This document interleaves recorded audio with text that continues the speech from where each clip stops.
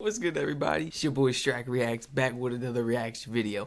Thank you so much for tuning in. I hope you all are doing well. Today we got rugby explained for American football fans. Let's get right into the video. I don't want to waste no time. Please like, comment, subscribe, turn all post notifications on. Feel free to check out my membership in the community tab. Let's get right into it. To get things started, I want you to picture one of those wild plays at the end of some football games when there's no time left on the clock and the team with the ball needs to score a touchdown. So it's basically a mad scramble with a bunch of laterals and backward tosses with the hope that by doing this, they will eventually be able to break through the defense and score. You're watching some now, so it shouldn't be too hard to picture this. Now, imagine a game where every play is like this. So in our imaginary game, every play is this type of desperate, mad scramble. In this game, there are no forward passes. And in fact, a player on offense is not even allowed to fumble the ball forward or knock it forward accidentally. In this game that we're imagining, play doesn't stop when a player is tackled. He ain't got The no player just helmet gives on. the ball to a teammate and the scramble continues. In this game, in order to score a touchdown, you actually have to touch the ball down on the ground in the end zone. And finally, imagine that no one in this game is wearing helmets or pads or anything like that. Now, If you can this is visualize crazy. what this imaginary game might be like, you are well on your way to understanding rugby. In fact, rugby and American football more or less descend from the same game, which explains their many similarities. We'll get to the history of all of this later in the video. Quick disclaimer. Before we go any further, I just want to say one thing. The purpose of this video is to explain rugby for an American football fan. As was the case with my Cricket Explained for Baseball Fans video, which I highly recommend, this video is intended as a basic starting point, and it comes from my perspective as an American-born sports fan. This being said, if you think I've left something out that's critical for a person to know if they want to understand rugby, or if you think that something needs to be better clarified, or if you think I've made an error, feel free to leave a comment. The comment sections under my videos have been overwhelmingly positive and helpful, and I ask that you keep it that way. The two codes of Yes, rugby. sir. Now, if you want to understand rugby, the first thing to know is that there are actually two distinct versions or codes of rugby. And these games are different enough from one another that they are usually considered to be two distinct sports. The older and more widely played version or code of rugby is officially called rugby union. And rugby union will be blue for the purposes of this video. The slightly, but only slightly, newer code is called Rugby League officially, and this is the dominant version of rugby in Australia, especially on the East Coast, in Northern England, and in certain Pacific Island nations, including Papua New Guinea, where it's the national sport. Rugby League will be yellow for this video.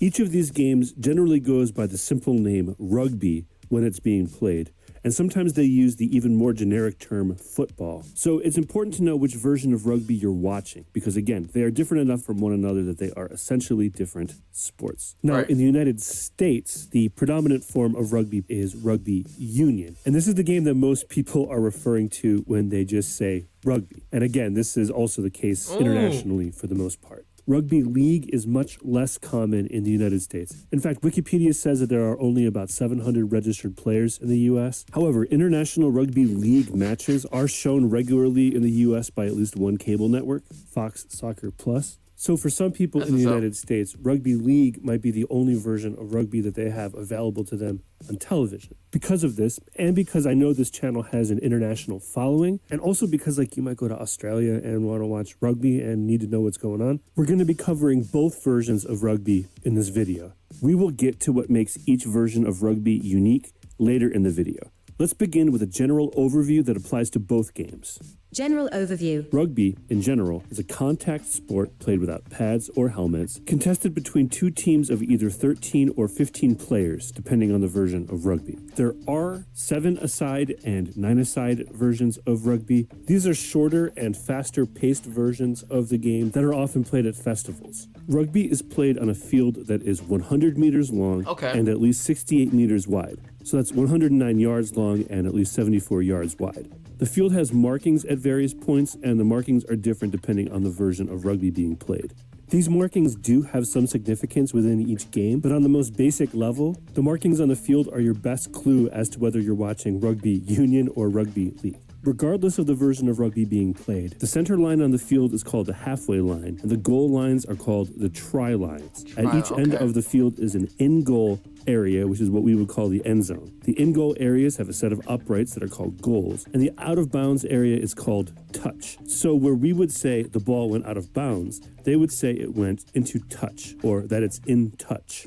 A Okay. rugby match begins similarly to an American football game. There is a coin toss to determine who kicks off, and the team that receives the kickoff attempts to... It's like nobody has helmets on or nothing. I mean, goodness. Say you got a big dude, swole, running up on you. Ooh. And he dropped that shoulder. Now, or is the rules kind of different, or is everybody kind of more level-headed? Because, we all trying to make it home at the end of the day. Don't nobody want a concussion. You bump them foreheads, that hurts. Yeah. No, nobody want to bump foreheads. So, because I have yet to see somebody get tackled crazy or, get thrown on the ground. But yet again, we just started the video. Let's just keep going. Oh, maybe I spoke too soon. To move the ball down the field to score while the team that kicked off tries to stop them. He was getting the team shifty. with possession of the oval-shaped ball is allowed to move it by running with it, kicking it, or tossing it laterally or backwards. Forward passes are not allowed, and an offensive team is not even permitted to play a ball that has been knocked or fumbled forward, even if the knock or the fumble was unintentional. You are allowed to punt the ball forward. The punt is often used to clear the ball out, similar to the purpose of the punt in American football, but the punt is also used offensively in rugby, which makes it the closest thing to the forward pass in American football. Just like in American football, defenders are allowed to make contact with and tackle the ball carrier. Once the ball carrier has been brought to the ground, the tackling defender is required to release the tackle, and the ball carrier is required to give up the ball, which usually involves getting it to a teammate to continue play. The rules governing exactly what happens after a tackle has been made differ depending on which version of rugby is being played, and this is the biggest difference between the two codes of rugby. So we're going to be looking at this topic of what happens after a tackle in its own section later in the video. Okay. All right, let's talk about scoring. The objective in rugby is to score points, either by kicking the ball through the uprights, which is called a field goal, or by bringing the ball past the try line and touching it to the ground, which is called a try and is very similar to a touchdown. Just like the touchdown in American football, a try is worth more than a field goal, and after a team has scored a try, they get a free kick at the goalposts, which is called a conversion. A team can also score points via penalty kicks, which are uncontested kicks at the uprights that happen after penalties, similar to foul shots in basketball. The number of points earned by all of these things differs depending on which version of rugby you're watching. After points are scored, the team that got scored on kicks off to the team who just scored. So yeah, they go hard. A rugby player is only allowed to make a play on the ball or influence the game if they are onside. During play, being onside generally means being behind the ball from your perspective. Being offside itself is not a penalty, but it becomes a penalty when an offside player attempts to make a play on the ball or interferes with the game. There are some more specific rules governing offside, including for some set pieces, and those are outside of the scope of this video. Let's talk about that ball real quick. The rugby ball is the same length as an American football, but it is a bit wider and has rounded ends. Okay. This makes it a lot less aerodynamic, of course, but that doesn't matter because you're not throwing the ball forward in rugby. In rugby, the play rarely stops except for a few specific reasons. These include, number one, if scoring has happened. Now that's what I like. The play barely stops. Oh, football. Anytime I hear it, I hear the whistle. Like, it's so annoying. Like, just run. Just get a touchdown. Run. Stop tackling each other. Why are you running straight through the middle? Go around. Go. It's annoying. They be trying to play for downs. Bro, go get a touchdown. Stop trying to play for downs. I can't watch football. Number two, if the ball is moved forward by an offensive player by any means except for carrying it or kicking it. Number three, if the ball goes into touch. Number four, if there's a penalty. And number five, if there's an injury. Otherwise, play pretty much keeps going. So in this sense, it's a much more kinetic game than American football. When play restarts after being stopped, it is generally restarted via something called a set piece. If you play soccer, you're familiar with set pieces. The main set pieces in rugby union are the line out, which looks like this. It is how play is restarted when the ball goes into touch, and the scrum, which looks like this, and is how play is restarted after certain minor infractions or when the ball becomes unplayable but stays in bounds. The scrum is intensely physical in rugby union, and there are strict and specific rules governing the scrum. In rugby league, the scrum is the only set piece, so it's how play is restarted anytime it needs to be restarted. But unlike the scrum in rugby union, the rugby league scrum is more of a formation than a physical contest. and the team that is awarded a scrum almost always gets possession of the ball. Compare these rugby league scrums to this rugby union scrum. This is another clue as to which version of rugby you're watching.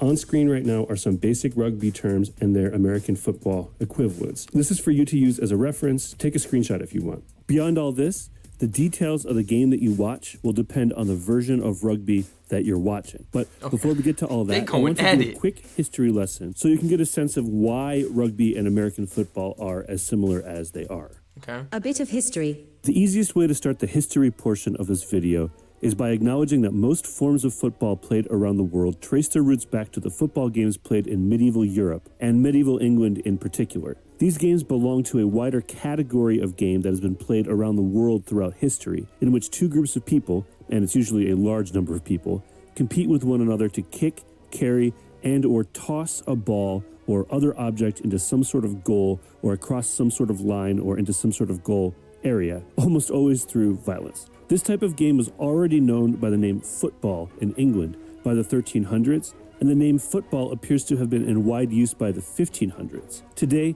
these medieval games are often called mob football to evoke the chaos and anarchy that define them. And football was often banned by kings and within various jurisdictions due to the destruction and injury that it brought. By the 1800s, this type of game was being played in a more organized way at schools and sporting clubs throughout the English-speaking world, including the United States and Canada. Up until the mid-1800s, each school or club played by its own rules, and these rules could differ greatly. So when schools played against one another, they had to agree on the rules of each individual match. Eventually, standard forms of football developed, and the first one to catch on widely was a version played at the rugby school in England. This is the game that the modern forms of rugby descend from, and it was the version of football that directly inspired what we now call football in America. McGill University in Montreal was the first North American school to base their rules on rugby rules, which had been brought to Canada by British soldiers. Harvard University's football team then learned this version of football during a series of matches between the two schools in 1874. Rugby-style football soon spread to other universities, including Princeton, Yale, Tufts, Columbia, and the University of Michigan, and quickly became the most popular form of football in the United States. In fact, for the first few decades of American football, the terms rugby and football seem to have been used interchangeably. And when we look at the rule books from the time, we see that early American football resembled rugby much more closely than what we would identify as American football today. And even though American football has evolved into its own distinct sport, there are still some vestiges of its roots as what you could call a variation on rugby football. For example, we still call this a touchdown, even though we are long past the point where a player has to actually touch the ball down on the ground to score as they do in rugby. All right, I hope knowing that bit of history helps put everything into context. Let's go on now and talk about the most significant difference between the two codes of rugby. The biggest difference between rugby union and league. As you could tell from the general overview, the two codes of rugby share a lot in common, and the majority of their differences are easily exploited. And this makes sense because up until 1895, there was only one code of rugby. The split happened because a group of teams in northern England felt that they were being overlooked by the London-based Rugby Football Union, and also because they wanted to get paid. It seems unthinkable today, but the idea of a full-time professional athlete is actually a relatively new thing. And this topic is interesting enough that it probably deserves its own video. So let me know in the comments if you would be interested in that video. Anyway, so in 1895, that group of teams in Northern England created their own governing organization, which eventually became known as the Rugby Football League. And the two codes of rugby began evolving independently of one another.